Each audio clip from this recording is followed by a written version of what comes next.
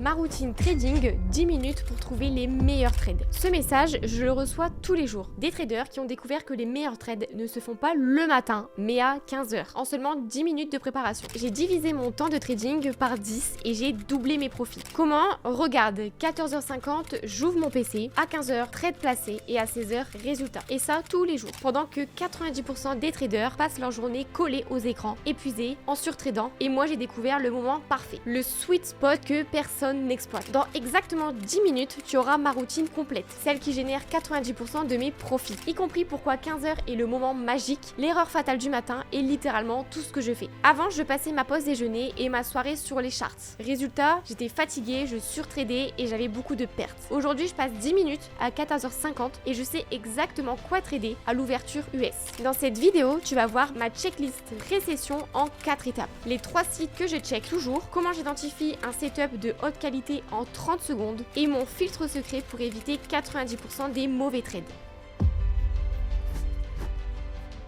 Il est 14h50, la routine étape par étape. Tu es devant ton écran, qu'est-ce qu'on fait exactement? Je vais te montrer chaque étape, chaque clic et chaque décision. Étape 1, le contexte check, de 14h50 à 14h52. Première chose, j'ouvre TradingView, toujours dans le même ordre, l'euro-dollar et le gold en daily. Pourquoi le daily d'abord? Parce que c'est ta boussole. Si tu sais pas où tu es sur la carte, tu peux pas savoir où aller. Et je regarde 3 choses, seulement 3. En premier, on est au-dessus ou en dessous de l'EMA 50. En deuxième, distance par rapport au dernier support résistance majeure. En troisième, est-ce que nous sommes dans un range ou dans une tendance? Total, ça prend 1 minute 30, pas plus. Je ferme le daily. L'erreur classique ici, c'est que les gens passent 20 minutes à analyser 15 timeframes différents. Résultat, paralysie totale, trop d'infos tue l'info. L'étape 2, le news scanner, de 14h52 à 14h54. Direction Forex Factory. Je clique sur Today, je cherche les taureaux rouges et les news à fort impact. Et également, tu dis ce que tu vois sur l'écran. Mais attention, je regarde aussi les news passées. Pourquoi? Ça, c'est une règle absolue. S'il y a des news rouges dans les 30 prochaines minutes, je ne traite pas. C'est non négociable.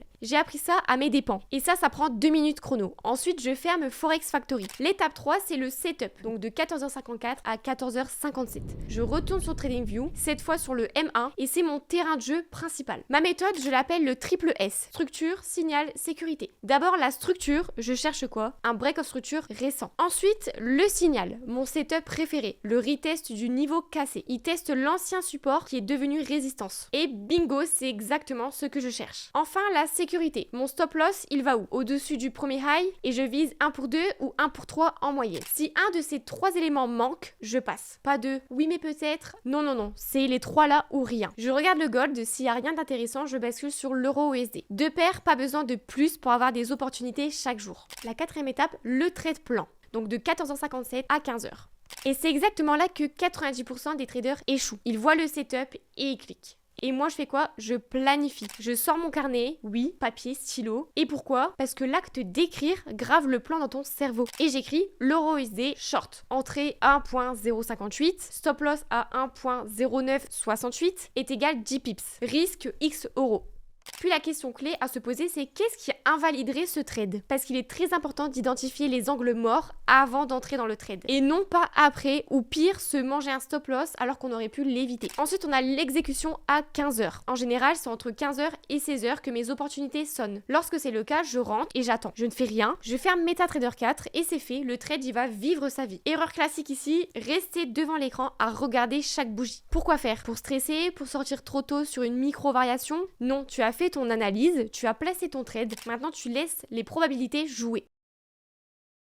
Et mes règles d'or de cette routine, en premier, c'est de jamais plus de 10 à 20 minutes. Si tu mets plus, c'est que tu suranalyses. En deuxième, toujours dans le même ordre. Contexte, news, setup, plan. Il n'y a pas d'improvisation. En troisième, si aucun setup ne correspond à tes critères, tu fais rien. Pas de trade est égal pas de perte. En quatrième, une fois que le trade est placé et que la session est terminée, tu bouges. Tu vas vivre ta vie. En cinquième, review à 17h. Pas avant. Tu regardes si ton TP est touché, si ton stop est touché ou si c'est toujours en cours. C'est tout. Et cette routine, je la fais depuis 1 an. Même les jours où j'ai pas envie, même les jours où le marché a l'air bizarre. Consistance, discipline, profit. C'est chiant, oui, mais ça marche. Maintenant, avant que tu te lances, laisse-moi te parler des 3 pièges mortels. Ceux qui ont ruiné ma routine pendant des mois avant que je comprenne. En piège numéro 1, c'est le syndrome de l'analyse infinie. Ça commence toujours pareil. Tu fais ta routine, trouves un bon setup, et là, ton cerveau commence à douter. Attends, je vais vérifier le RSI. Ah tiens, il est à 65. C'est pas suracheté, mais presque. Les lignes vont peut-être se croiser, et si je regardais les bandes? Tu te poses 36 000 questions, et 30 minutes plus tard, tu es toujours là. Ton setup initial, il est parti. Le train a quitté la gare pendant que tu comptais les boulons sur les rails. Le mois dernier, le setup parfait sur l'euro-dollar. Structure, signal, sécurité, tout y était. Mais j'ai voulu vérifier juste un truc, le RSI, puis le volume, puis les corrélations avec le DXY.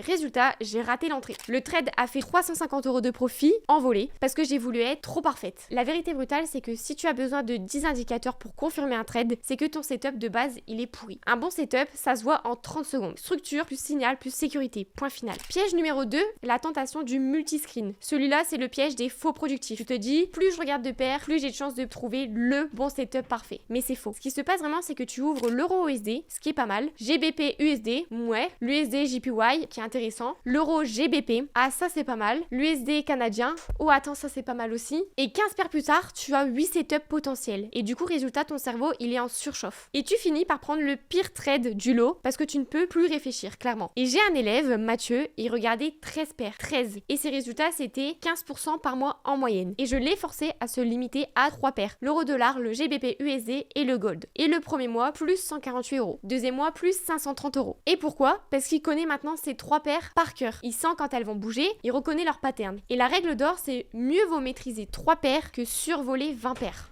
Warren Buffett a dit la diversification, c'est la protection contre l'ignorance. Si tu connais vraiment ton marché, t'as pas besoin de 15 paires. Ensuite, le troisième piège, c'est l'improvisation de dernière minute. Et ça, c'est le tueur silencieux. Le trade opportunité qui détruit ta discipline, clairement. Et les trades spontanés, c'est de l'émotion pure. C'est pas de l'analyse, c'est pas du plan, c'est pas de gestion du risque réfléchi. C'est du gambling déguisé en trading. En juin dernier, ma routine est terminée. Je trade l'euro-dollar qui est placé. Je m'ennuie, je scroll. Je vois le DAX qui a l'air de vouloir monter. Zéro analyse, j'entre. Donc je fais plus 87 € en 2 heures. Et mon trade sur l'euro-dollar, lui, je fais moins de 34 €. En net, j'avais 53 €. À cause d'un trade que j'aurais jamais dû prendre.